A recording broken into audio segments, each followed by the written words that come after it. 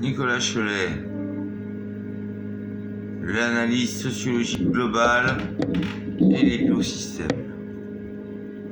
1. Moi, Nicolas Cholet, le créateur de l'analyse sociologique globale, suis un croyant. C'est donc sous cet angle que s'est élaboré cet instrument, tout en prenant juste mesure de l'athéisme qui représente l'état d'esprit d'un ou deux tiers des êtres humains en 2023, en particulier, d'après mes recherches, en France.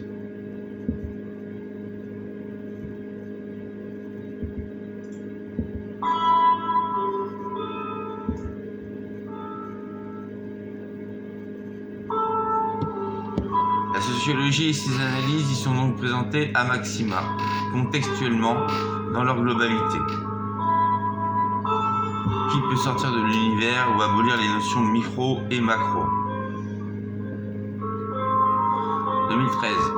Les athées sont surtout concentrés en Asie de l'Est, représentant 47% des Chinois et 31% des Japonais, les personnes se disant religieuses ne représentant respectivement que 16% et 14% de ces populations.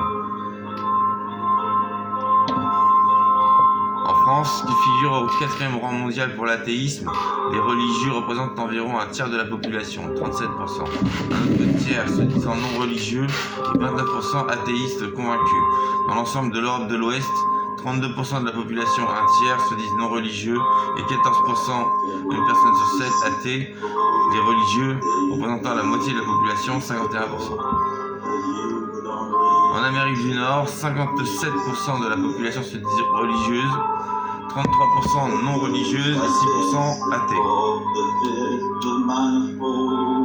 Le Canada est moins religieux que les États-Unis avec moins de la moitié de la population se disant religieux, 46%. 40% se disant non religieux et 9% d'athées. États-Unis, 60%, 30%, 5%. Par rapport à 2007, alors que l'enquête avait été menée dans 39 pays, une baisse générale de religiosité est constatée, cette dernière ayant diminué de 9% dans ces 39 pays et l'athéisme ayant augmenté de 3%. Notablement, l'athéisme a augmenté de 15% en France et de 3% au Canada. Ceci me place donc en but avec une sorte d'ambiance actuelle qui s'éloigne du spirituel. Moi, au contraire, je vois dans la politique une continuité mystique.